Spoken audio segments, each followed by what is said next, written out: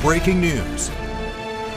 Thanks for joining us, everyone. I'm Ann McGill, and we start with that breaking news coming out of North Charleston, where police confirm a student resource officer pulled his service weapon on a student inside of Fort Dorchester High School this morning. Now, this comes after video of that incident started circulating on social media. Peace. Reportedly, in my hometown, a 15-year-old autistic black boy says to a classmate that he has a switch. The classmate becomes alarmed. A student allegedly told somebody else that he had a gun, and then that student went and told administration, and of course the SRO got involved. You see, a switch is slang for a mechanism that converts a semi-automatic gun, typically a Glock, into a fully automatic weapon. But the street term switch typically refers to the entire weapon itself, the fully automatic Glock. The 15-year-old autistic black boy's admission of having a switch was reported to the student resource officer, a police officer, an armed police officer, who confronts the child, gun drawn, and demands that they surrender their weapon. The child complies under the gun, and once the child is laid on the floor and frisked,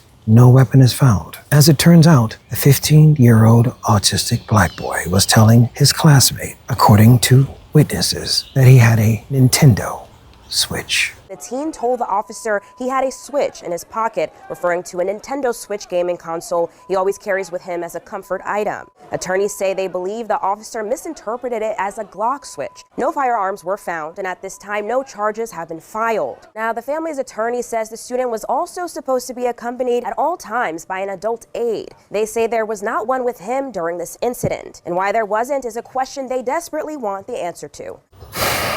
A Nintendo Switch. When I talked before about black language being literally under attack and used the example of the black boy who was reported to the police officers by a white woman, Judy, at the CVS, for having a knife, when in fact what he said was he had a band in his pocket, money. Some of you and some of us blame the victim, saying that black people should stop using black language altogether around non-black people, that the onus was on us to be understood, to assimilate for safety. Well, how about now, when even we don't know the difference or don't wait for the context to discern the difference? How much more do we need to sacrifice of ourselves in order to express ourselves freely, safely? How much more do we need to switch?